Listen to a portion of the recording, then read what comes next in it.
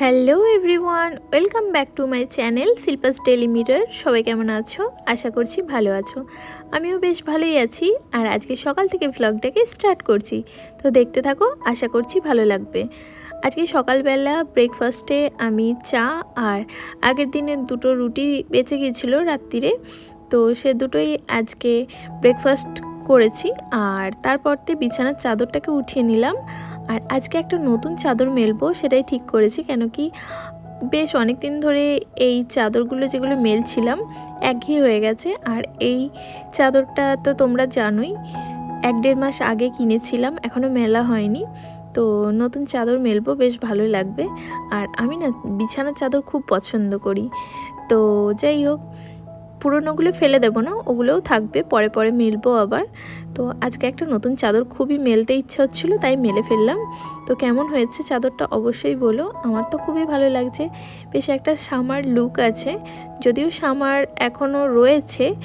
Actually খাতা কলমে দেখতে গেলে বর্ষাকাল শুরু হয়ে গেছে, কিন্তু বৃষ্টি সেরকমভাবে হচ্ছে না। তো যাই হোক, বৃষ্টি হোক বা গ্রীষ্ম, তো বর্ষা গ্রীষ্ম কিছুই মানছি না। আপাতত কিনেছি, মনের মতো চাদর পেয়েছি, এখন মেলে ফেললাম। তো কেমন লাগছে তোমরা অবশ্যই কমেন্টে বলো। আর এই যে পিলো কভারটা পুরো অন্য ডিফারেন্ট, তো যার কারণে আরও ভালো লাগছে। আমার কাছে তো খুব সুন্দর লাগছে, তোমাদের কেমন লাগছে অবশ্যই বলো। আর এই তো আমার এখন বিছানার চাদরটা মেলা কমপ্লিট হয়ে গেছে। আর তারপরতে বাকি কাজগুলো ঝটপট করে ফেলবো। আজকের ভ্লগটা একটু অন্য রকমের হবে, কেন কি আজকে ডেলি আমি যেরকম বাড়িতে থাকি সব বাড়ির কাজকর্ম দেখাই, সেরকম হবে না। আজকে আমি হাজব্যান্ড একটুখানি বেরোবো, হাজব্যান্ডের যেহেতু ছুটি আছে। আর তো সেই কারণে একটু অন্য রকমের হতে চলেছে, একটু শপিং করতে যাব এই আর কি। তো যাই হোক, সকালবেলা বিছানা চাদর মেলে নিয়েছি নতুন, তারপরতে ওগুলো কেচে শুকোতেও দিয়ে দিয়েছি। আর বাড়ির সমস্ত কাজকর্ম গুছিয়ে নিয়ে স্নান টান করে এখন চলে এসেছি আমি রান্নাঘরে। তো একটা মিক্সচার বানিয়ে নিয়েছি, যার মধ্যে ধনেপাতা, কাঁচা লঙ্কা, অল্প রসুন, আদা আর লেবুর রস আর একটু নুন দিয়ে বেশ ভালো মতো করে মিশিয়ে নিচ্ছি। আর এখানে আমি ভেটকি মাছের কয়েকটা ফিলে ভালো করে এটা দিয়ে ম্যারিনেট করে নেব। বানাবো ফিশ ফ্রাই, তো ফিশ ফ্রাই বানাবো। আর বানাবো একটা ভাজা আর একটুখানি ডাল। তো এই দিয়েই আজকে দুপুরের খাবারটা কমপ্লিট হয়ে যাবে। তো কিভাবে বানাচ্ছি সেটাই তোমাদের সাথে শেয়ার করছি, আশা করছি তোমাদেরও ভালো লাগবে। আর তোমরা অবশ্যই একবার ট্রাই করো, আমি তো এরকমভাবেই বানাই। আর এই যে এদিকে অন্য একটা বাটির মধ্যে আমি দুটো ডিম, অল্প নুন আর গোলমরিচ দিয়ে একটুখানি মিক্স করে নিয়েছি। তারপরতে আর একটা পাত্রের মধ্যে ময়দা, কর্নফ্লাওয়ার, গোলমরিচ গুঁড়ো আর নুন দিয়ে মিক্স করে নিচ্ছি। এটা একটা ড্রাই মিক্সচার। আর সেম একটা ব্রেড ক্রামস আর সাথে আমি একটুখানি গোলমরিচ আর নুন দিয়ে আরও একটা মিক্সচার বানিয়ে নিয়েছি ড্রাই। এবারতে আগের থেকে ম্যারিনেট করা মাছটাকে আমি প্রথমে ময়দার যে মিক্সচার ছিল তার মধ্যে কোট করে নিলাম। আর তারপরতে ডিমের গোলায় কোট করছি। আর তারপরতে সবার শেষে ব্রেড ক্রামসে ভালো মতো করে কোট করে নেব। তো এটা ডবল কোটিংও করা যায়, তবে আমার খুব একটা মোটা কোটিং পছন্দ না, তো যার কারণে আমি সিঙ্গেল কোটিং করছি। তোমরা চাইলে ডবল কোটিং করে নিতে পারো। আর এই তো এরকমভাবে ভালো মতো করে হাত দিয়ে চেপে চেপে কাজটাকে করে নেব। আর তারপরতে এগুলোকে বেশ কিছুক্ষণের জন্য রেখে দেব ফ্রিজের মধ্যে সেট হওয়ার জন্য। ডিপ ফ্রিজে রাখবো, যেহেতু আমার হাতে খুব বেশি সময় নেই। আর এমনিতেও এরকমভাবে বানিয়ে বেশ কয়েকদিন, 1 সপ্তাহ মতো রেখে দেওয়া যায় ডিপ ফ্রিজে, প্রয়োজন মতো ভেজে নিলেই চলে। তো যাই হোক, আমার বেশ অনেকগুলো বানানো হয়ে গেছে। এখন এগুলোকে আমি ডিপ ফ্রিজে খানিকক্ষণের জন্য রেখে দেব, যখন ভাজবো গরম গরম তখন বের করে নেব। আর এই তো এখন ডালটাও বসিয়ে দেব। আমি মুগ আর মুসুরি একসাথে দিয়ে ডাল বানাবো, তো যার কারণে আমি একটা জায়গার মধ্যে যে কন্টেনারে রাখি সেটাতেই কিছুটা মুগ মুসুরি একসাথে মিক্স করে রেখেছি। আর এই যে এখন ডালটাকে ভালো মতো করে ধুয়ে নিয়ে নুন দিয়ে প্রেসারে সিটি দিয়ে নেব। আর ডালটা সেদ্ধ হতে হতে আমি অন্যদিকে একটা কড়াইয়ে তেল গরম করে নিয়েছি। আর কিছুটা কুমড়ো আর পটল ছিল বাড়িতে, সবজি যেটা কোনো কাজে লাগছিল না সেটাকে আমি এখন ফ্রাই করে নিচ্ছি একটু নুন আর হলুদ দিয়ে ভালো মতো করে মিক্স করে নেব আর ঢাকা দিয়ে বেশ ভালো মতো করে সেদ্ধ হওয়া পর্যন্ত এগুলোকে ভাজতে থাকবো। আর যখন এটা ভাজা হয়ে যাবে তখন এটার মধ্যে কাঁচা পেঁয়াজ কুচি আর লঙ্কা কুচি দিয়ে ভালো মতো করে মাখিয়ে নিলে এটা খুব সুন্দর খেতে হয় ভাজাটা। তো গরম ভাতে খুব সুন্দর হয়, ডাল আর এই ভাজাটা হলেই আমার ভাত খাওয়া হয়ে যায় এরকম আর কি। তো যাই হোক, এই যে ভাজা আমার প্রায় কমপ্লিট হয়ে গেছে আর এটাকে নামিয়ে নিলাম। আর অন্যদিকে ডালটা সেদ্ধ হয়ে গেছে, ওটাকেও এবার একটুখানি সাঁতলে নেব, তো তাহলে ডালটাও হয়ে যাবে। ডালে সাঁতলানোর জন্য আজকে একটুখানি জিরে, তেজপাতা আর হলুদ দিয়েছি। আর তাছাড়া শুকনো লঙ্কাটা আমার কাছে নেই, ফুরিয়ে গেছে, তো আনতে লাগবে। আমি এই দিয়েই আজকে ডালটাকে সাঁতলে নিলাম, যেহেতু খুবই তাড়াহুড়ো ছিল, কারণ হঠাৎ করেই পুরো আকাশ জুড়ে কালো মেঘ এসেছে আর ঝিরঝিরি করে বৃষ্টিও পড়ছে। খুব যে বৃষ্টি হচ্ছে তেমনটা না, তো সেই কারণে হাজব্যান্ড একটুখানি তাড়াহুড়ো করছিল। আর এই তো এদিকে খাবারও দিয়ে দিয়েছি আর একটুখানি চিংড়ির মালাইকারিও বানিয়েছিলাম তো আগের দিনকে, সেটা তোমাদের সাথে শেয়ার করা হয়নি, তো সেটাও বেঁচে ছিল, সেটা গরম করে নিয়েছি। আর এদিকে মেয়েকে খেতে দিয়ে নিয়েছি, আমি আর হাজব্যান্ড একটুখানি পরে খাবো। আর সেই ফাঁকে আমি এখন রান্নাঘরটা একটুখানি ক্লিন করে নিচ্ছি, তো নোংরা ফেলে রেখে যেতে ইচ্ছে হয় না। আর এমনিতেও না ছোট ছোট আরশোলা হয়েছে, তোমাদের তো বলেইছি, তবে রান্নাঘরের মধ্যে কোনো আরশোলা নেই, এটাই বাঁচোয়া। কিন্তু বেডরুমে আমি যে ওয়ার্ড্রপটা আছে তোমাদের বললাম, সরি ওয়ার্ড্রপ না, ওই টিভি ক্যাবিনেট, তো ওটার পিছন দিকে বেশ কিছু আরশোলা হয়েছিল, আপাতত এখন ঠিক হয়ে গেছে। তো যাই হোক, এখন আমি প্রথমে সাবান দিয়ে ভালো মতো করে আমি পরিষ্কার করে নিয়েছি গ্যাস ওভেনটা, আর এখন একটুখানি কিচেন ক্লিনার যেগুলো হয় তো সেটা দিয়েই পরিষ্কার করে নিচ্ছি। মোটামুটি সময় আমি কলিন দিয়েই পরিষ্কার করি, তবে আজকে তাড়াহুড়োর মধ্যে আমি কলিনটা খুঁজে পাচ্ছিলাম না, তো মাইক্রো ওভেন ক্লিনার যেটা ছিল আমার কাছে ওটা দিয়েই পরিষ্কার করে নিলাম। তো যাই হোক, মোটামুটি কাজ কমপ্লিট আমার রান্নাঘরের। আর এই তো এখন রেডি হয়ে বেরিয়েও পড়েছি, বেশ কয়েকটা জিনিস কেনার আছে, কারণ আমার কোলেস্ট্রল লেভেলটা প্রচুর বেড়েছে।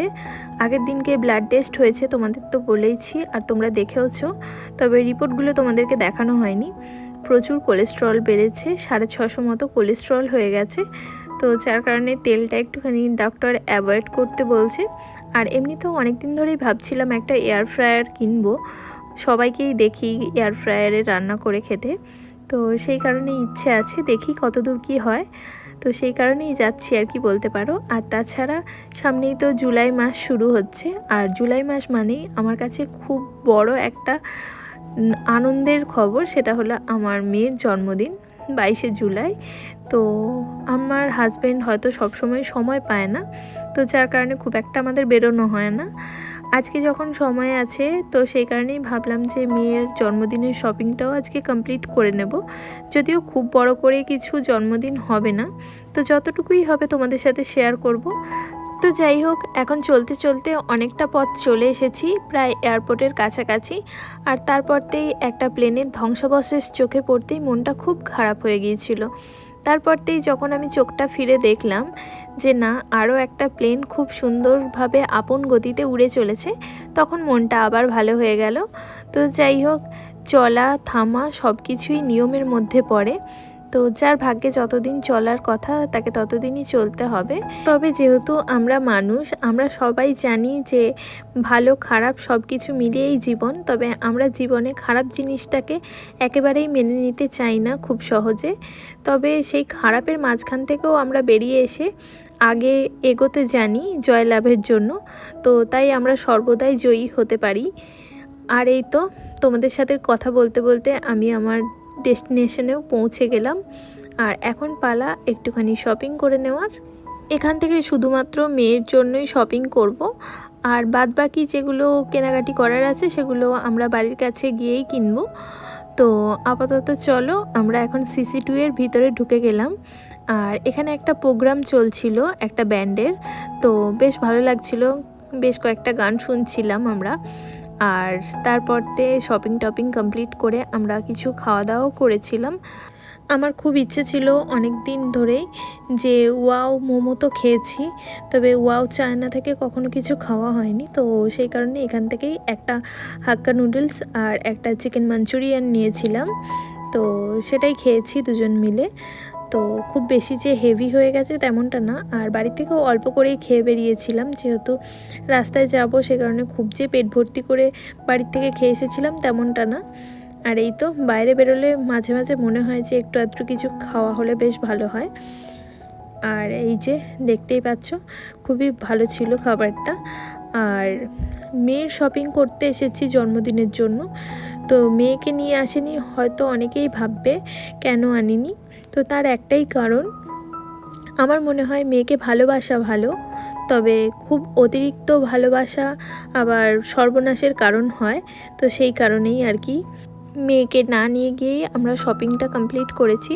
আর এই তো এখন আমরা ডানলপে এসেছিলাম আমাদের এয়ার ফ্রায়ার কেনার জন্য। আর তারপরতে ঝিরঝির করে বৃষ্টি শুরু হয়েছিল হঠাৎই, আর হঠাৎ করে একটা রামধনুর দেখা পেয়েছি। আর তোমাদের সাথেও শেয়ার করার জন্য ছুট্টে আমি একেবারে ছাদে চলে এসেছি। আর দেখতে পাচ্ছ কত বড় একটা রামধনু উঠেছে। তো রামধনু দেখতে কার না ভালো লাগে, তাই না? আর তারপর রামধনু দেখতে দেখতেই হঠাৎ করে জোর বৃষ্টি এসেছে। আমি তো এক দৌড়ে একেবারে রুমের ভিতরে চলে এসেছি। এই যে এখন বৃষ্টি পড়ছে প্লাস রোদ্দুরও রয়েছে, বেশ কেমন একটা অন্য রকমের অনুভূতি হচ্ছিল। তো বৃষ্টি থেমে যাওয়ার পরতে আবারও দেখো রামধনুটা একইভাবে রয়েছে। তো বৃষ্টির সময় হঠাৎ করে ঢেকে গিয়েছিল, কিন্তু বৃষ্টিটা এখন আবার বন্ধ হওয়াতে রামধনুটা খুব সুন্দর দেখা যাচ্ছে। তো হ্যাঁ, যে কথা বলছিলাম তোমাদের, মেয়ের জন্য শপিং করেছি কিন্তু মেয়েকে নিয়ে যাইনি, কারণ আমার কাছে মনে হয় সবসময় যদি মেয়েকে নিয়ে যাই তাহলে কিন্তু মেয়ের পছন্দ মতো যদি না কিছু কিনে দিতে পারি আমাদের খুব খারাপ লাগতো বাবা মা হিসাবে।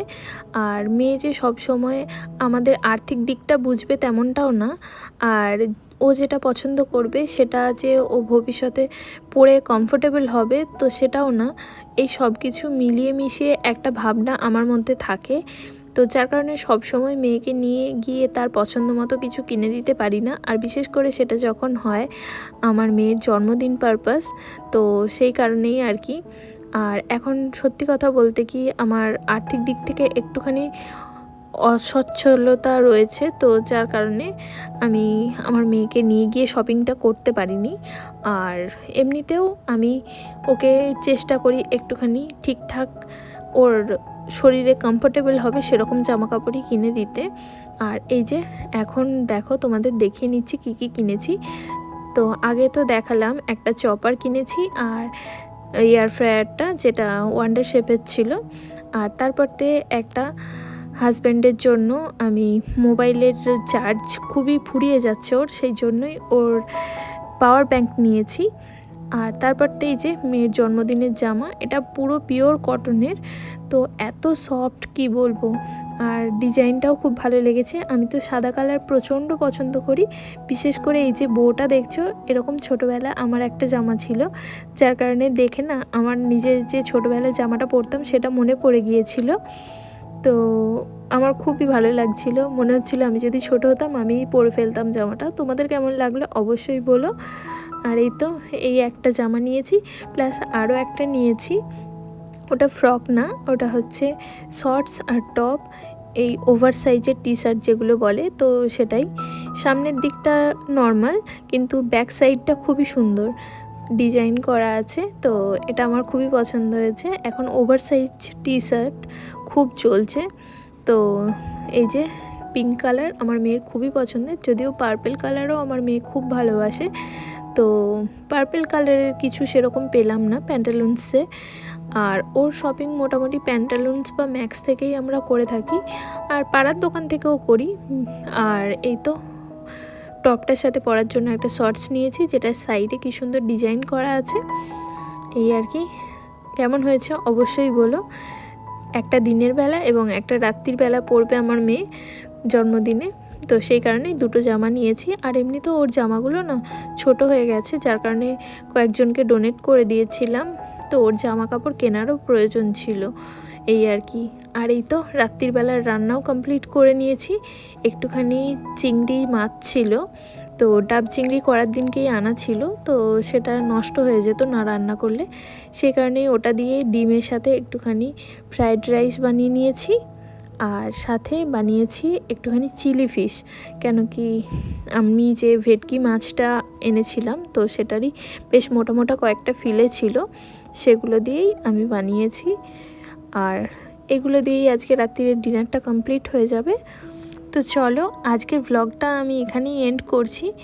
যদি কিছু ভালো লাগে অবশ্যই একটা লাইক করতে ভুলো না, আর চ্যানেলটা যারা প্রথমবার দেখছো তারা অবশ্যই করে চ্যানেলটা সাবস্ক্রাইব করো। আর আমার ব্লগ তোমাদের কেমন লাগছে কমেন্টে জানাতে ভুলো না। তো দেখা হবে নেক্সট ব্লগে, ততক্ষণের জন্য সবাই ভালো থাকবে, সুস্থ থাকবে। চলো আজকের মতো টাটা।